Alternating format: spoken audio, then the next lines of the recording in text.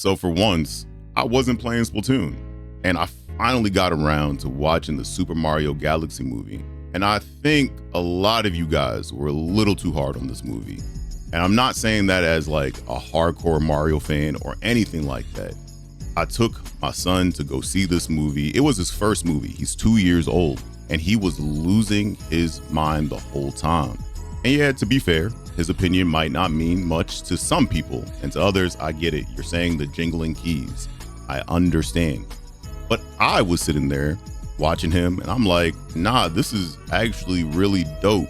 Like, my wife enjoyed it, my son loved it, and for me, it was just a good time. I think that's where people are missing it, in my opinion. This movie isn't trying to be something deep, just even a crazy story. It feels like Mario and just how Mario games are. And I get it. Everybody can have criticism. It's all over the place. There's action, different worlds, random moments. I get it. And honestly, for myself, I think that works. I think one of the biggest things they actually did right this time was Peach. Like, I feel like we just dodged over what she did in this movie.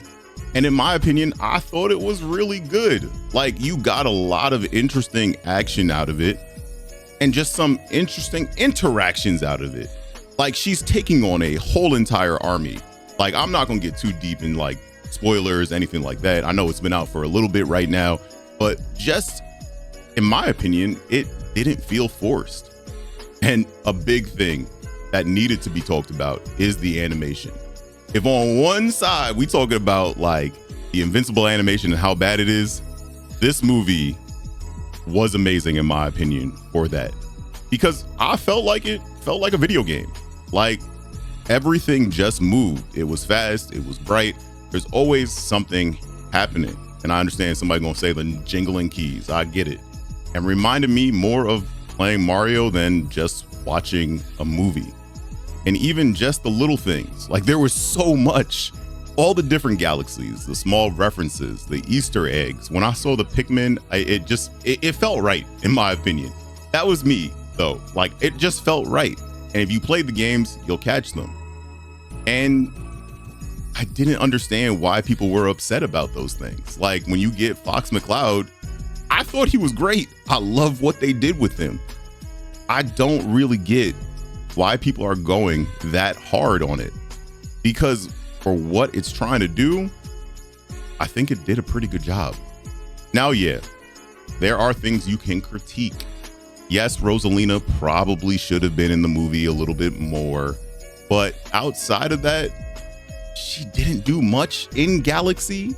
Like, I understand, yes, you could say perfectly fine to bring in her backstory, you know, the things that they did in Galaxy, but again, it's a movie. They always change things.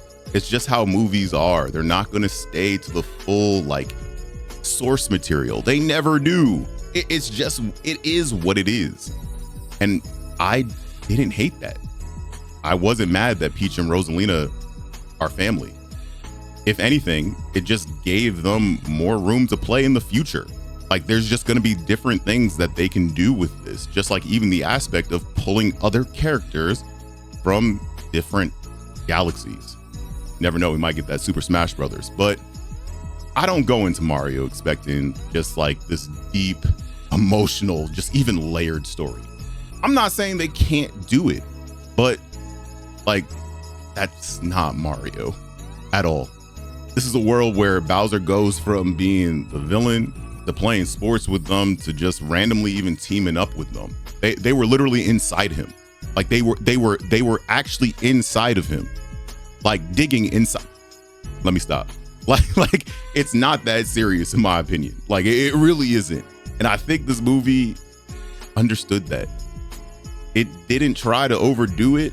It just focused on being fun.